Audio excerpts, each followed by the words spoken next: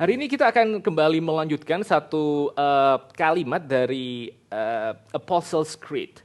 Today we will look at the next sentence of our Apostles' Creed.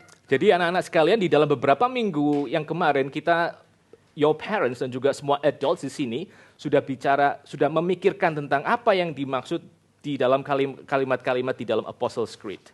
So children, in the last few weeks we have been talking about what the first sentence of the Apostle Creed means. Nah, hari ini kita akan masuk ke dalam kalimat yang berikutnya, I believe in Jesus Christ, His only Son, our Lord. Today we are going to enter into the second phrase, I believe in Jesus Christ, His only Son, our Lord. Mari kita sama-sama membuka satu bagian dari firman Tuhan. Let us open a passage of scripture Dari satu ayat yang sangat terkenal dari Yohanes pasal yang ketiga ayat yang ke-16. to a very famous verse in John chapter 3 verse 16. Kalau sudah dapat, saya akan bacakan untuk Bapak, Ibu, dan anak-anak sekalian. If you've turned here, I will read it for you all.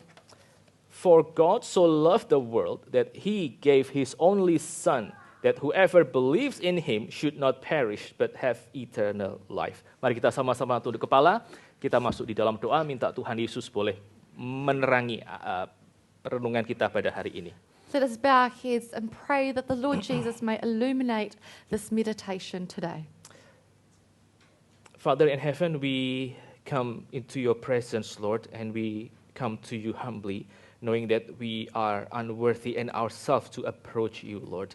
But we know that we can confidently draw ourselves near to you because of what your Son has done for us, Lord.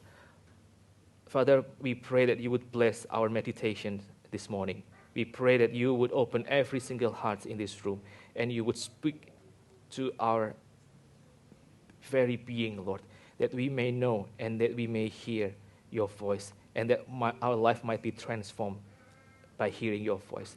Thank you, Lord. Please bless every one of us here and bless also your servant. We pray that you would anoint him one more time and may the word that he will speak will reflect your will and your truth.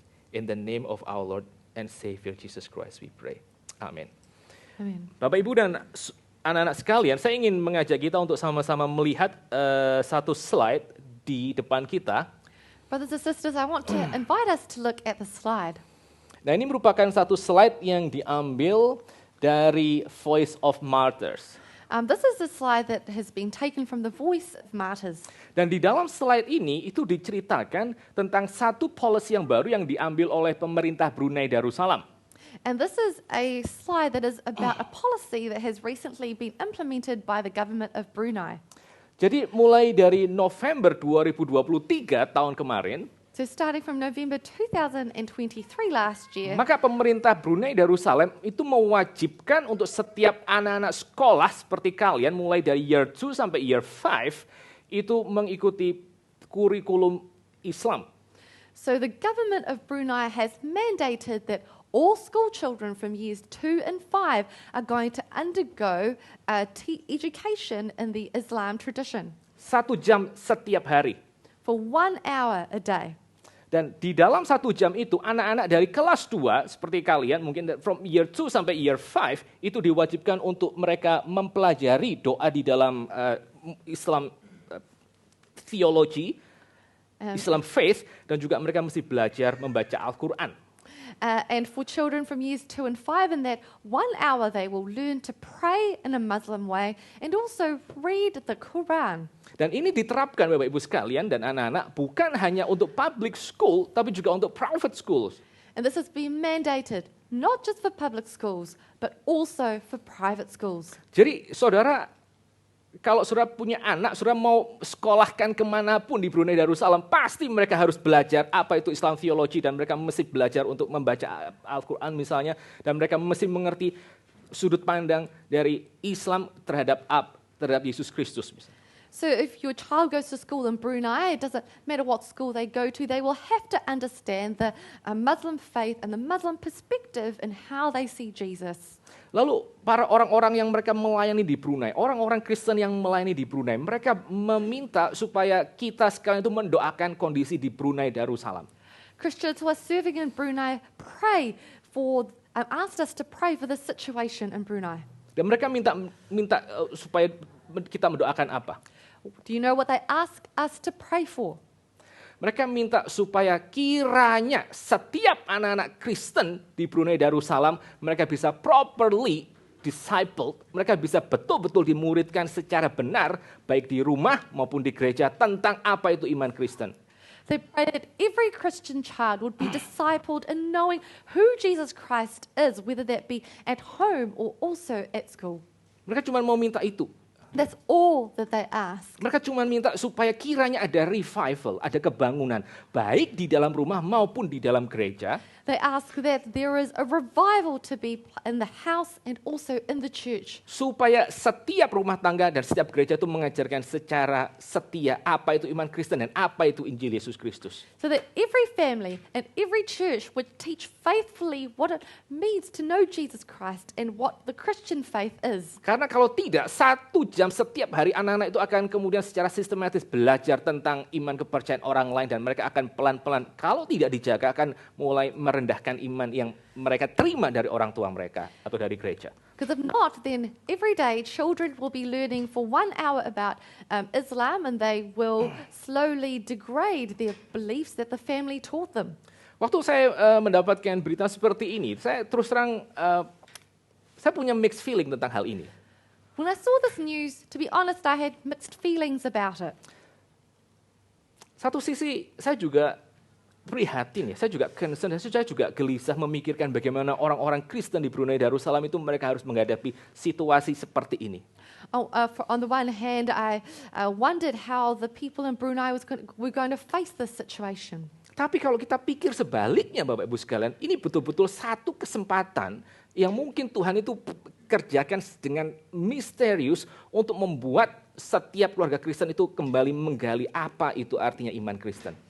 But on the other hand, if we think about it, this might be an opportunity that God has orchestrated so that every Christian family will dig deep and understand what the Christian faith means. Sebaliknya, saya juga memikirkan tentang kondisi kita yang ada di New Zealand. On the other hand, I also thought about our situation in New Zealand. Kita relatif bebas untuk boleh beribadah. We are relatively free to worship. Pemerintah mungkin juga tidak akan menekan untuk kita mengajarkan, let's say, Muslim theology di sini, itu pasti tidak memungkinkan. The government is also unlikely to mandate that we learn about Muslim theology every day. I think that is a very unlikely situation. Tapi perasaan semu bahwa kita tuh tidak sedang dianiaya dan ditekan itu justru mungkin lebih berbahaya ketimbang apa yang terjadi di Brunei Darussalam. But the feeling that we are not oppressed and being persecuted is in fact perhaps more dangerous than what is happening in Brunei. Itu perasaan aman yang palsu, itu pseudo security. It is a feeling of pseudo security. Karena sebetulnya kita semua itu dibombardir dengan satu ideologi yang disebut sebagai secularism. Because actually all of us are being bombarded by a perspective called secularism. Every religion itu relative and they are not important. Every religion is relative and not important. Dan itu mungkin tidak dipaksakan dengan secara brutal kepada setiap anak di sekolahan. That might not be enforced brutally on every school child. Tapi justru itu mungkin yang lebih berbahaya karena itu akan membuat anak-anak dari kecil seperti kalian itu akhirnya pelan-pelan melihat bahwa sebetulnya iman Kristen yang kalian terima itu just omon-omon itu kalau itu hanya sekedar apa? Hanya sekedar ya tradisi saja. But in fact, that is more dangerous because it may cause you as children to think that your Christian faith is just a tradition. Nah, hari ini kita akan sama-sama sekali lagi Bapak Ibu dan anak sekalian untuk kita boleh mengingat kembali tentang iman Kristen kita. Today, once again, we are going to remember what our Christian faith is. Nah, hari ini kita tidak berbicara terlalu panjang dan tidak terlalu rumit. We're not going to speak in too long or in a too complicated of a way. Dan harap kita semua, Bapak, Ibu, dan juga anak-anak boleh mengerti sekali lagi waktu kita memikirkan tentang dasar iman kita. And let all of us, adults and also children, think more about the foundation of our faith. Apa sih yang kita maksud pada waktu kita mengatakan, I believe in Jesus Christ, His only Son, our Lord? What do we mean when we say, I believe in Jesus Christ, His only Son, our Lord?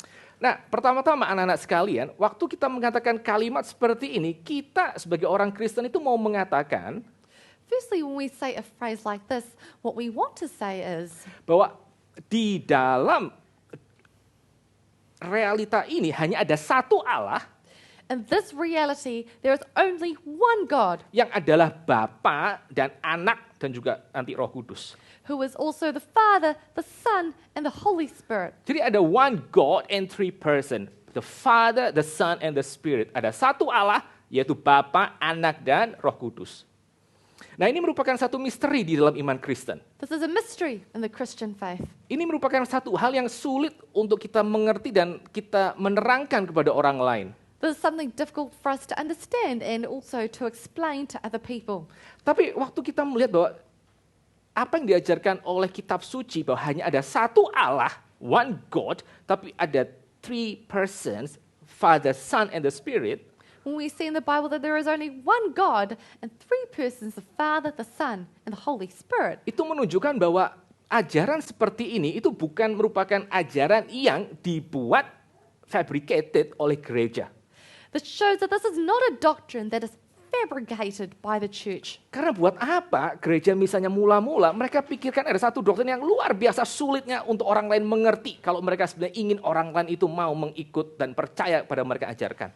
Because why would the early church fabricate such a complicated doctrine that's difficult to explain if all they wanted was for people to convert to their religion? Ya, memang pada waktu kita mau coba menjelaskan hanya ada satu Allah dan satu Allah itu adalah Bapa, Anak, dan Roh Kudus, itu satu hal yang sulit.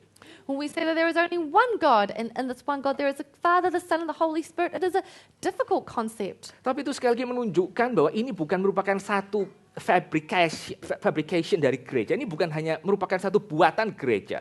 But once again to show that this is not a fabrication of the church. Tapi ini menunjukkan betapa kita sebagai manusia itu kita sangat-sangat limited untuk memahami apa yang beyond reason gitu.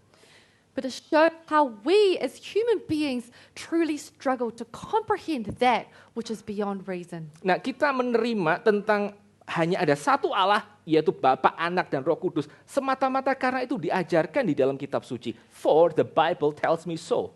We accept that there is one God, the Father, the Son, and the Holy Spirit, for the one reason that the Bible says it is so. Nah, kapan-kapan Bapak, Ibu, dan anak sekalian, kalau kita ada waktu, kita akan sama-sama memikirkan sebetulnya apa akibat praktis, implikasi praktis dari doktrin tentang Allah Tritunggal. If we have time, we will discuss the practical side of what the Trinity doctrine means. Tapi itu mungkin lain kali ya. But perhaps that is for another time. Nah, saya hari ini ingin mengajak kita untuk kembali memikirkan satu tema yang penting ini. Today, I want to bring us to remember this important theme once again. Dan harap anak-anak sekalian dan juga Bapak Ibu kita boleh sama-sama memperhatikan. I hope that the children and all of us here today would be able to pay attention. Ada mungkin yang sebagian pada waktu mereka mengikuti ini, mereka merasa, ya saya sudah tahu. Maybe some of you listening to this say, oh, I already know all this. Tapi ada juga mungkin yang mengatakan, wah saya belum tahu. But perhaps some of you might say, oh, I don't know about this at all. Ada mungkin yang juga mengatakan, kayaknya saya di antara dua ini deh. Antara saya juga nggak tahu-tahu banget, tapi kayaknya dibilang nggak tahu juga enggak. And perhaps there are some of you who are in the middle who might say, oh, I know a little bit, but also not very much about it. Tapi biarlah kiranya apa yang dimanapun kita berada, biarlah kiranya ini boleh kembali menghangatkan hati kita. But wherever we are, may this warm our hearts. Karena kadang-kadang hal yang paling penting itu adalah hal yang paling basic. Because sometimes the most important things are the most basic things. Kalau tidak percaya, saudara bisa ingat, kalau saudara yang menikah, ya, saudara bisa ingat waktu saudara tahu-tahu kehilangan cincin pernikahan saudara. If you do not believe, those of you who are married might remember a time that you lost your wedding ring. Itu hal yang paling basic, itu adalah hari pertama saudara pakai cincin itu. Papa mamamu pakai cincin itu, anak-anak. That is the most basic thing. That is the first day that you wore that ring. For the children, it is the first time that your parents wore the ring. Tapi seluruh pernikahan belasan puluhan tahun ke depan itu hanya bisa utuh dan hanya bisa bertumbuh kalau kita mempertahankan apa yang basic yang disimbolkan oleh cincin itu. But the decades of marriage that are ahead can only continue if we maintain the promises that we made based upon this ring. My life for your life, itu yang dikatakan oleh cincin itu. So it is my life for your life. That is what the ring says. By the way, I still got my wedding ring. Saya ngomong gitu bukan berarti hari ini cincin saya hilang gitu.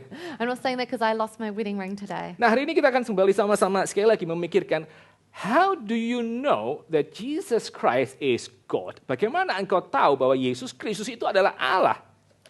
How do you know that Jesus Christ is God? Nah, kita akan sama-sama masuk ke dalam 5 bagian besar. Kita akan masuk secara singkat saja. We're going to enter into 5 different points briefly. Tapi berharap setiap section itu akan menolong Bapak Ibu dan juga khususnya anak-anak sekalian untuk kalian mengerti bahwa apa yang kita percaya Yesus Kristus adalah Allah itu sungguh-sungguh berasal dari kitab suci dan sungguh-sungguh berakar di dalam sejarah. But I hope that this will help all of you and also the children to see that this belief is rooted in Scripture and also in history. Nanti kalau kalian kurang mengerti, kalian bisa tanya papa, mama, atau guru sekolah minggu kalian sekali lagi. If you do not understand the children, you can ask your parents or also your Sunday school teachers. Nah, dari mana kita tahu bahwa Yesus Kristus itu adalah Allah? So how do we know that Jesus is God? Pertama-tama, Bapak, Ibu, dan Saudara sekalian, Firstly, brothers and sisters, kita tahu bahwa Yesus Kristus itu adalah Allah karena Tuhan Yesus mengatakan hal-hal yang hanya bisa dikatakan oleh Allah sendiri. we know that Jesus Christ is God because he says things that only God can say. Jesus Christ says what only God can say. Mari kita sama-sama lihat slide yang pertama. Let us look at the slide.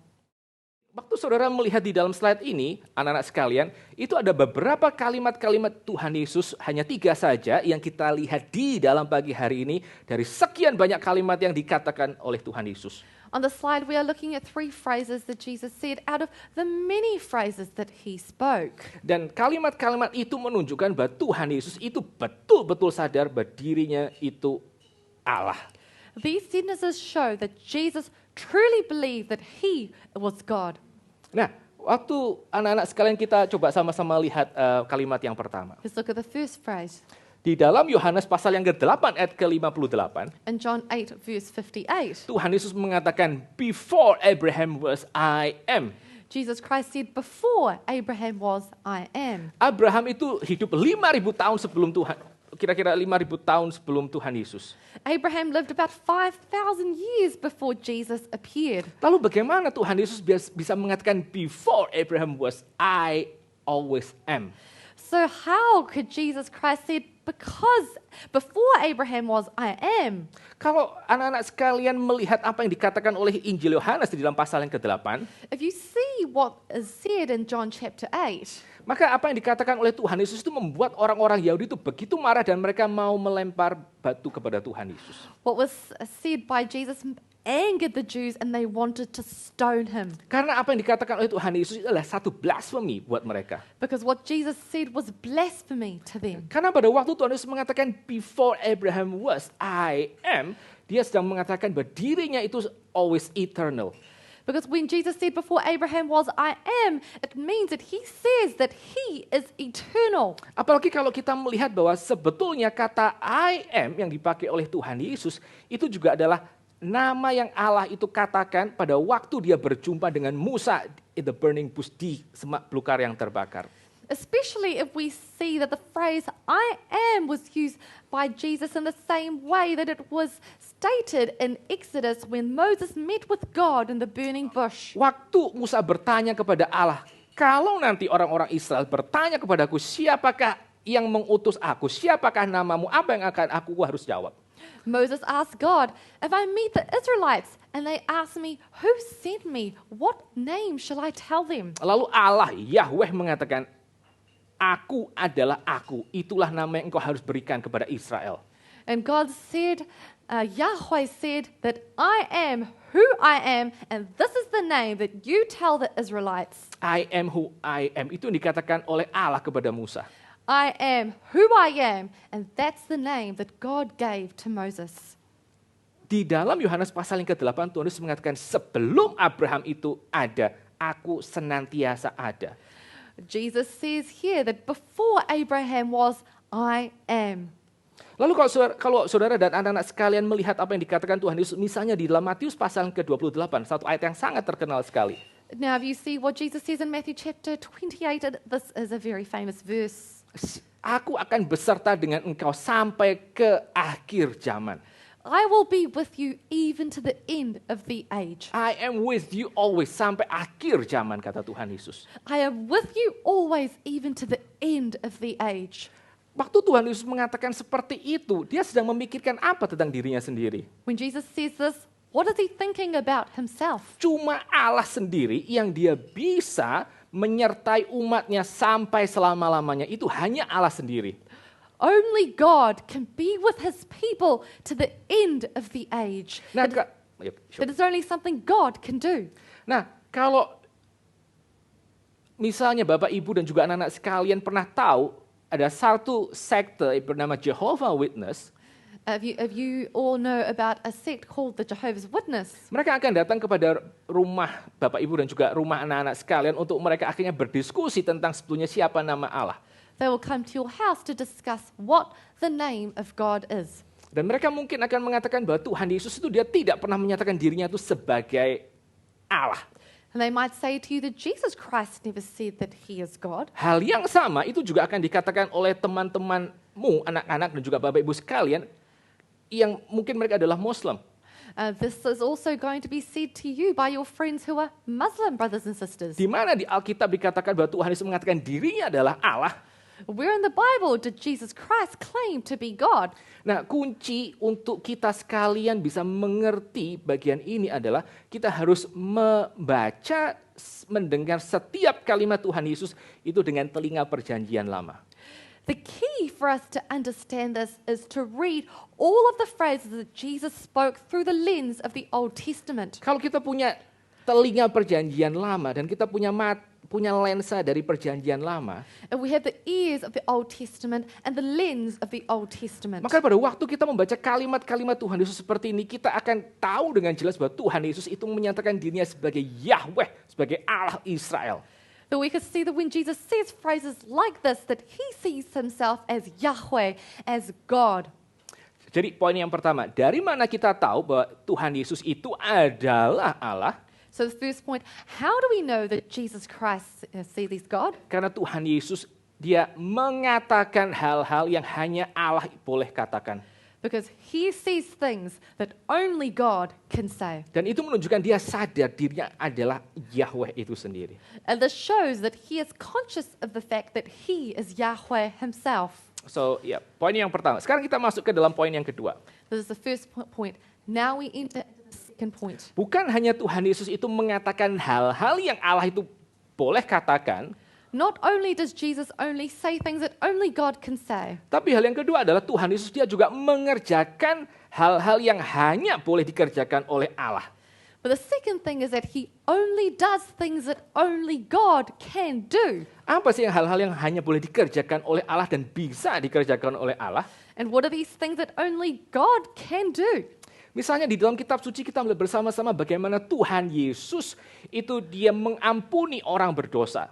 In the Bible, we see that Jesus forgives people for their sins. Dan orang-orang Yahudi pada waktu mendengar kalimat your sin is forgiven, mereka langsung melihat bahwa ini sekali adalah sebuah blasphemy.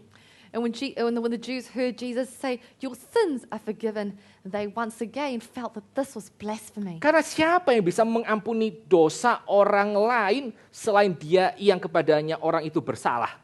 For who can forgive someone else's sin except for the person who was sinned against? Pada waktu Tuhan Yesus itu mengatakan, I forgive your sin. Aku mengampuni dosamu. When Jesus says, I forgive your sin. Tuhan Yesus itu sedang bertindak sama seperti Allah itu bertindak untuk mengampuni dosa umatnya. Jesus is acting such as God is acting in forgiving his people for their sins. Di dalam hal yang lain misalnya, waktu anak-anak sekalian membaca kitab suci di dalam sekolah minggu, seringkali kalian akan bertemu dengan kisah bagaimana Tuhan Yesus itu menenangkan badai dan berjalan di atas air. In other words, you'll see in these Sunday school stories that Jesus walked on water and calmed the storm. Apa hebatnya bisa berjalan di atas air? What is so amazing about being able to walk on water? Apa yang paling penting dari Tuhan Yesus itu bisa menenangkan badai?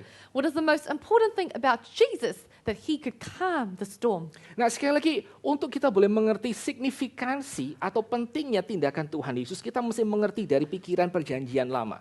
Once again, in order for us to understand the significance of what Jesus did, we have to understand the Old Testament. Di dalam perjanjian lama, di dalam kitab Ayub misalnya dan juga di dalam kitab Mazmur, In the Old Testament, for example, in the books of Job and also the Psalms, yang bisa berjalan di atas gelombang laut itu hanya Allah sendiri. it is only God who can walk upon the waves. Yang bisa menenangkan air itu hanya Allah sendiri. It is only God who can calm the waters. Jadi pada waktu Tuhan Yesus hari itu dia berjalan di atas air dan menenangkan badai, dia sedang mengerjakan apa yang dikatakan oleh perjanjian lama khusus tentang Allah. So when Jesus that day walked on water and calmed the sea, he is doing specifically what only God can do.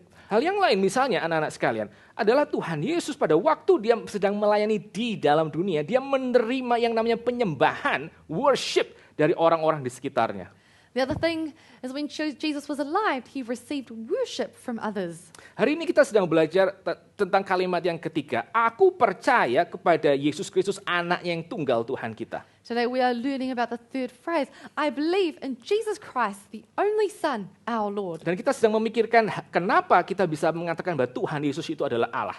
We are thinking about how can we know that Jesus is Lord? Karena Tuhan Yesus secara sadar mengatakan hal-hal yang hanya Allah bisa katakan. Because Jesus consciously spoke things that only God could say. Dia mengerjakan hal-hal yang hanya Allah itu bisa kerjakan di dalam perjanjian lama. He does things that only God can do in the Old Testament. Lalu kemudian yang ketiga, And the third, di dalam kitab suci kita juga melihat satu hal yang sangat menarik ini. we also see something very interesting. Bahwa Tuhan Yesus itu digambarkan sebagai Allah baik oleh orang-orang yang mengikuti dia maupun musuh-musuhnya. That Jesus is described as God not only by his followers, but also by his enemies. Mari kita coba lihat slide yang berikutnya. Let us see the next slide. Satu bagian yang sangat terkenal sekali. Waktu Thomas itu melihat Tuhan Yesus yang bangkit, maka Thomas mengucapkan satu kalimat ini. There is a very famous story that when Thomas saw the resurrected Christ, he said this phrase, My Lord and my God. Ya Tuhanku dan Allahku. My Lord and my God. Nah, kalau kita mau mengerti kalimat yang dikatakan oleh Thomas dari cara pandang Ibrani, dari cara pandang perjanjian lama, If we want to understand what Thomas said through the lens of the Hebrews and also of the Old Testament, maka apa sih yang mau dikatakan oleh Thomas? then what is Thomas trying to say? Di dalam perspektif perjanjian lama, ini yang akan terdengar di telinga orang-orang Old Testament. From the perspective of the Old Testament, this is what they will hear. My Yahweh and my Elohim. Itu yang dikatakan Thomas ketika dia melihat Tuhan Yesus yang bangkit. My Yahweh and my Elohim. And that is what he said when he saw Jesus resurrected. Thomas itu percaya dan dia menyebut Tuhan Yesus adalah Lord and God, Yahweh dan Elohim. Thomas saw the resurrected Christ and said, My Lord and my God, my Yahweh and Elohim. Tuhan dan Allah. The God and Lord. Dan Tuhan Yesus dia sama sekali tidak menolak penyembahan Thomas. And Jesus did not reject Thomas's worship. Tapi bukan hanya sekedar Thomas itu mengakui bahwa Tuhan Yesus adalah Allah. Tapi kita melihat di dalam kitab suci, itu juga ada kisah bagaimana musuh-musuh Tuhan Yesus, mereka mau tidak mau harus mengatakan bahwa Tuhan Yesus itu adalah Allah. But it is not only Thomas who confessed that Jesus is God. If we look throughout history, even Jesus' enemies could not help but confess that Jesus is God. Kalau Bapak Ibu dan anak-anak sekalian melihat apa yang ditulis di dalam Markus pasal yang ke-5 ayat yang ke-7, If you see in Mark 5, chapter 7, ada satu kisah di mana unclean spirit ya, roh jahat itu mengungkapkan identitas Tuhan Yesus yang sesungguhnya. there is a passage that states the evil spirits declared who Jesus is. What have you to do with me, Jesus, Son of the Most High God? Apa urusanmu dengan aku, Yesus, anak Allah yang maha tinggi? Saudara sekalian, di dalam poin yang ketiga, anak-anak sekalian, kita melihat bahwa Tuhan Yesus adalah Allah, itu disebutkan baik oleh yang mengikut Dia maupun oleh musuh-musuhnya. And the third point, we see that Jesus is described as God, whether by his followers or by his enemies. Nah, saya tidak ada waktu untuk masuk ke dalam catatan sejarah. Kita punya begitu banyak sumber-sumber sejarah, bukan dari lingkaran Kristen, yang mereka memberi kesaksian bagaimana orang Kristen mula-mula itu betul-betul memperlakukan Tuhan Yesus sebagai Allah. We don't have time to go into this, but there are so many historical records from non-Christian circles that record that Christians truly believed that Jesus is God. Tapi sementara cukup untuk bagian yang ini. But this is enough for this section for now. Lalu alasan yang keempat, dari mana kita tahu bahwa Tuhan Yesus itu adalah Allah? But the fourth reason, how do we know that Jesus is God? Selain kita melihat bahwa Tuhan Yesus mengatakan hal-hal yang hanya Allah boleh katakan. Other than us seeing that Jesus says only things that God could say. Selain kita melihat bagaimana Tuhan Yesus dia mengerjakan hal-hal yang hanya Allah itu boleh dan bisa kerjakan. Other than we see that Jesus doing things that only God can do. Selain Tuhan Yesus itu digambarkan sebagai Allah baik oleh orang yang mengikut Dia maupun oleh musuh-musuhnya. Other than Jesus being described as Lord by his followers and also people who are his enemies. Tapi ya supporting argument yang keempat adalah But the fourth supportive argument is semua hal-hal yang tadi kita lihat bersama-sama itu dicatat di dalam satu dokumen yang paling reliable di dalam seluruh sejarah kuno. everything that we discussed before is recorded in the most reliable resource in the ancient world. Mari kita coba lihat slide yang berikutnya. This is the fourth reason. This is the next slide, the fourth reason. Yang tiga tadi itu main, yang ini yang keempat ini supporting. The three previous points were the main and this is supporting. Nah, saudara, hal-hal yang tadi kita bicarakan itu bukan merupakan satu hal yang hanya sekedar omong kosong saja, hanya sekedar mitos yang diteruskan dari satu mulut ke mulut yang lain. The things that we discussed before is not just in vain, it is not just mythology that was passed on from one person to another. Tapi itu merupakan satu hal yang betul-betul dijaga dan dicatat di dalam sejarah. But it is something that has been looked after and written down in history. Nah, kalau Bapak, Ibu, dan anak sekalian melihat gambar yang ada di sini, If you see the image here, maka gambar ini sedang membandingkan tentang tentang catatan sejarah di dalam ancient world, di dalam dunia yang kuno. this image is comparing different writings in the ancient world. Warna that red balls itu yang merah dan yang pink itu melambangkan tentang New Testament. The pink and the red circles are demonstrating the New Testament. Lalu yang yellow circles itu menyimbolkan tentang literatur yang lain, literatur sejarah yang lain. And the yellow circles are demonstrating other ancient literatures. Jadi di dalam that yellow circles kamu bisa melihat anak-anak ada kisah-kisah tentang yang ditulis oleh Homer. So in the yellow circles, you can see that there are books that are written by Homer. Tentang Plato misalnya.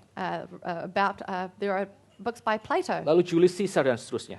About Julius Caesar. Mereka so on and so mencatat hal-hal yang terjadi di dalam sejarah. They wrote about things that occurred in history. Tapi yang uniknya adalah But what is unique, brothers and sisters, semakin besar diameter lingkaran itu menunjukkan semakin banyak catatan sejarah yang mendukung peristiwa yang mendukung validitas dan reliability event tersebut.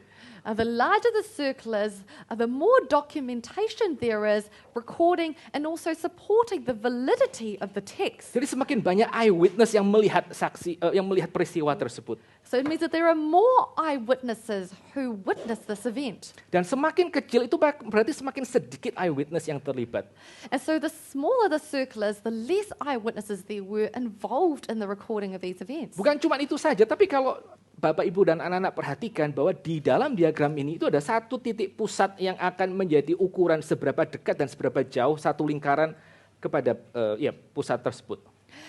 But not only that, but you'll see that there is also a dot that shows how far this is from the original central event. Ya, original central event. Dan kita melihat ada yellow circles yang cukup besar, tapi jaraknya sangat jauh dari that central point. So we see that there are some yellow circles that are reasonably big, but they are quite far from the original event. Maksudnya apa? What does this mean? Meskipun catatannya itu banyak, historical evidence-nya itu banyak, catatan sejarahnya itu melimpah. Even though there are many writings, there are many historical evidences that are abundant. Tapi itu baru dimulai kira-kira ratusan tahun dalam jarak yang sangat lama sekali dari the actual event. These were written many years, several hundred years removed from the original event. Jadi anak-anak, kalau engkau melihat gambar seperti ini, So if you look at this image, kamu akan menyadari bahwa yang namanya perjanjian baru, New Testament itu you'll recognize that the New Testament adalah satu-satunya ancient documents is the only ancient document yang paling dekat dengan actual event, yaitu tentang kehidupan Tuhan Yesus, that is closest to the original event, that is the life of Jesus Christ, dan juga melibatkan sumber dan saksi yang paling banyak. and also involves the most sources and the most eyewitnesses. Dan bahkan seorang ahli itu mengatakan bahwa kitab suci kita hari ini, kalau kita bandingkan dengan seluruh catatan di dalam bahasa asli dan juga bahasa-bahasa kuno yang lain, There's in fact an expert who said that if we compare our Bible and its original language and also in all of its interpretations, maka mungkin itu bedanya sangat-sangat kecil. there are only very minor differences. Ada yang mengatakan mungkin 5, mungkin cuma 1% di dalam perbedaan-perbedaan yang sangat-sangat insignifikan. There are some people who say that they're even less than 1% of only very minor differences. Ini adalah alasan yang keempat. This is the fourth reason. Tuhan Yesus mengatakan hal-hal yang hanya Allah boleh katakan. Jesus said only things God can say. Dia mengerjakan hal-hal yang hanya Allah dan itu boleh kerjakan. He says things that only God can do. Dia menerima itu, title sebagai God, baik dari pengikutnya maupun dari lawannya. He accepted the title of God, whether from his friends or from his enemies. Dan semua itu dicatat di dalam the most reliable documents of the ancient world, yaitu New Testament. And all of that was written in the most reliable document in ancient history, that is the New Testament. Jadi setiap kali engkau masuk ke dalam sekolah minggu, lalu kamu kemudian belajar kisah tentang Tuhan Yesus dari kitab suci, So every time that you enter into Sunday school, children, you learn a story from the New Testament. apa yang kamu pelajari dari perjanjian baru, What you learn from the New Testament itu jauh lebih faithful ketimbang kalau kamu masuk ke sekolah lalu belajar tentang Julius Caesar. is far more reliable than when you go to school and learn about Julius Caesar. Dan itu merupakan satu privilege yang kamu harus terima, yang kamu bisa terima di dalam keluarga dan juga di dalam gereja ini. And that is a privilege that you can receive in your families and also in this church. Lalu bagian yang berikutnya, And the final alasan section, yang kelima, kenapa kita bisa mengatakan bahwa Tuhan Yesus itu adalah Allah sendiri. the fifth reason, how could we say that Jesus is God? Alasan yang kelima adalah karena dia bangkit dari kematian. The fifth reason is that he was resurrected from the dead. Waktu Tuhan Yesus itu bangkit dari kematian, When Jesus rose from the dead, maka pengikutnya yang ketakutan itu mereka berubah menjadi berani. his disciples who were fearful turned into brave people. Half brother-nya yaitu James yang tadinya tidak percaya bahwa Tuhan Yesus itu adalah Allah, itu menjadi salah satu orang yang menuliskan kitab di dalam kitab suci kita, yaitu the Book of James. His half-brother James, who was before a skeptic about him, became someone who wrote one of the books of the Bible, the book of James. Bahkan musuhnya sendiri yaitu Saulus itu menjadi orang yang paling staunch dan paling keen untuk mempertahankan iman Kristen dengan nyawanya. In fact, his enemy, Saul, became one of the most staunch and strong supporters of the Christian faith. Dan kalau saudara mempelajari sejarah, maka yang namanya kebangkitan Tuhan Yesus itu adalah penjelasan yang paling masuk akal untuk menjelaskan kenapa ada transformasi seperti ini di dalam hidup baik para murid maupun musuh-musuhnya. And if you look at history, the resurrection of Christ is the most plausible explanation how there could be such a great change in his disciples and followers. Ada satu orang New Testament teacher, scholars, Gary Habermas. There is a New Testament scholar called Gary Habermas. Dia mengatakan kalimat seperti ini. He said this: Kalau engkau bisa memastikan bahwa Tuhan Yesus itu betul-betul bangkit dari kematian, if you can be sure that Jesus truly resurrected from the dead, maka semua pertanyaan-pertanyaan tentang hidup yang lain then all of life's questions itu become secondary. become secondary. Yang penting kamu tahu bahwa Tuhan Yesus itu bangkit dari kematian, semua pertanyaan life big questions itu become secondary, itu bisa dijawab karena fakta Yesus Kristus itu bangkit dari kematian. If you could truly believe that Jesus rose from the dead, then all of your questions become secondary because the most important question is that Jesus rose from the dead. Dan sekali lagi, kebangkitan Tuhan Yesus itu adalah satu penjelasan yang paling mungkin untuk menjelaskan semua fenomena yang terjadi di dalam abad pertama Palestine sampai hari ini. Once again, the resurrection of Jesus is the most plausible explanation for all of the things that we see happening in Palestine in the first century. Jadi sekali lagi ya, saya ulangi lagi secara singkat 5 hal. Kenapa kita bisa percaya bahwa Tuhan Yesus itu adalah Allah, anak-anak sekalian. So first of all, I'll explain briefly again the 5 points of why we know that Jesus is God. Karena apa yang dia katakan, Because of what he said, karena apa yang dia kerjakan, because of what he did, karena apa yang disebut orang tentang dirinya baik oleh pengikut maupun oleh musuhnya. because of what people said about him, whether they're his followers or his enemies. Karena itu semua dicatat di dalam New Testament, dokumen yang paling reliable di dalam ancient world. Because it is all written in the New Testament, which is the most reliable document in the ancient world. Dan karena kebangkitannya daripada orang mati. And because of his resurrection from the dead. Itu memastikan bahwa apa yang dia katakan itu betul-betul merupakan satu hal yang setia dan benar. This gives assurance that what he says is faithful and true. Tapi kita akan masuk ke dalam bagian yang terakhir dari seluruh khotbah ini. We'll enter into the last section of the sermon. Kalau kita misalnya sudah establish bahwa Jesus is God, bahwa Tuhan Yesus adalah Allah, If we have established that Jesus is God, maka pertanyaan berikutnya adalah what kind of God is he? Allah yang macam apa dia? Nah, Bapak Ibu dan juga anak-anak sekalian, my brothers and sisters, di dalam ancient world mereka juga percaya yang namanya Allah tentu saja. in the ancient world, of course, they believed in God. Tetapi Allah yang dipercaya di dalam dunia kuno, bahkan juga di dalam, let's say, sampai sekarang, agama sampai sekarang, But the gods that they believed in the ancient world and even till now itu berbeda dengan Tuhan Yesus. are different from Jesus Christ. Mari kita coba lihat slide yang berikutnya. This is from Christmas service yang kemarin. This is the next slide. This is something I used in the Christmas service before. Still the best slide I have for this topic. Nah, kalau anak-anak sekalian melihat ancient culture, If you can see ancient culture, lalu engkau melihat gambaran tentang gods yang digambarkan di dalam setiap ancient culture, and you can see the image of gods that are portrayed in every ancient culture, maka mereka punya karakter yang mirip-mirip tuh. they all have very similar characteristics. Always like angry gods, Selalu marah, yang selalu menuntut, always demanding, yang jauh and distance, who are distant, yang menunggu untuk kemudian dipuaskan dengan semua nafsu mereka. who are waiting for their lust to be fulfilled. Dan itu bahkan juga terjadi sampai sekarang. And that is happening even now. Ada orang yang terus-menerus merasa bahwa Allah itu sedang menunggu untuk menjatuhkan hukuman atas hidup mereka. There are people who feel that God is waiting to punish them and place judgment in their lives. Sama seperti orang-orang yang hidup yang di dalam ancient culture, sekarang juga masih ada orang-orang yang berusaha untuk memuaskan Allah mereka dengan perbuatan mereka dan berharap semoga Tuhan itu menerima mereka.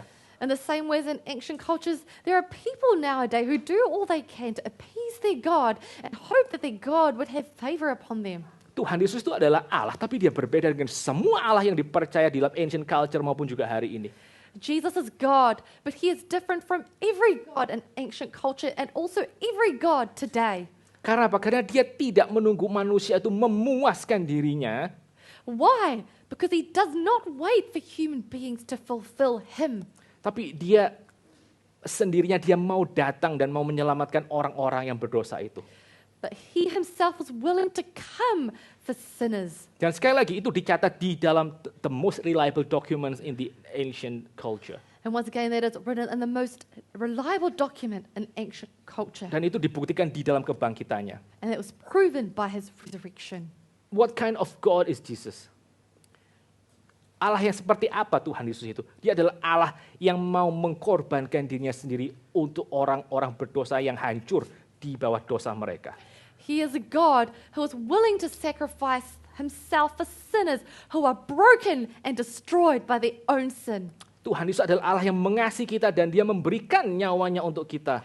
Jesus is a God who loves us and gave his life for us. Di atas kayu salib Tuhan Yesus mengatakan, my life for your life. On the cross, Jesus says, my life for your life. Dan itulah kenapa di dalam pernikahan Kristen cincin itu menjadi sangat penting karena itu melambangkan apa yang dikerjakan oleh Tuhan Yesus kepada umatnya. My life for your life. And that is why in the Christian marriage, the ring is an important symbol because it says what Jesus says, my life for your life. Saya akan tampilkan slide yang dari minggu yang lalu. I'll bring up the slide from last week. Anak-anak sekalian, these are beautiful slides. Your parents saw this slide last Sunday. And I want to show them to you. Now, anak-anak, waktu kamu melihat gambar ini, kamu tahu ini gambar apa? Children, when you look at the slide, do you know what this is illustrating? Ada yang tahu? Do any of you know? Kelereng. What's marbles? No, this is the pictures of planets, okay? Planets. So, lot of planets, banyak planet di sini. Lalu ada yang tahu nggak di mana planet bumi? Where on Earth is Earth? Where is Earth? Itu ya, the blue marble itu, ya. Nah, kita itu tinggal in that very small planet Earth itu, yang kecil, that blue one. We live in such a small planet, planet Earth. It's like that small blue marble. Waktu kita tinggal di sini, waktu kita tinggal di Auckland, kita melihat this Earth is so big. When we live here, when we live in Auckland, we see that the world is so big. Planet ini demikian besar dan luas. This world is so vast and so large. Bahkan kamu mungkin berpikir kota Auckland itu sendiri itu sudah sedemikian luas, apalagi seluruh bumi. Perhaps you might think that the city of Auckland is so large, let alone the rest of the world. Kita belum pernah pergi misalnya ke belahan bumi yang lain. We've never been to another part of the world, maybe. Siapa yang pernah ke Afrika? Who's been to Africa before? Mungkin agak jarang, gitu ya. It's quite rare. Tapi ya banyak tempat di muka bumi yang kita belum jelajahi. But there are many parts of this world that we have not been able to visit. Karena sangat besar dan biaya juga sangat mahal. Because the world is so vast and it is so expensive. Tapi planet bumi yang besar itu, kalau dibandingkan dengan semua planet in our galaxy, But this large a planet of compared to every other planet in the galaxy. not galaxy, what is this? Ya, Tata solar Surya. system. Solar system, thank you. Di dalam solar system, maka yang namanya planet bumi itu menjadi sangat-sangat kecil. The planet Earth becomes so small. Kamu bandingkan dengan Saturn and Jupiter, betapa kecilnya Earth. See how small Earth is compared to Saturn and Jupiter. Nah, kalau Earth itu sedemikian kecil, can you imagine how small we are actually? If Earth is so small, can you imagine how small we are? Kita tuh cuma debu, anak-anak. Kita cuma dust. We are just dust. Mari kita lihat gambar yang berikutnya. Let us see the next picture. Nah, kalau tadi itu adalah solar system, ini adalah the whole galaxy. Yeah, galaxy. Okay, ini Milky Way. This is the galaxy. If that was a solar system, then this is the galaxy, the Milky Way. Ada begitu banyak bintang di dalam Milky Way. There are so many stars in the Milky Way. And Milky Way itu hanya satu galaksi di antara 200 triliun galaksi in this observable universe. And the Milky Way is only one of 200 trillion other galaxies in this observable universe. Ada yang tahu where on Earth is Earth? Do you know where on Earth is Earth?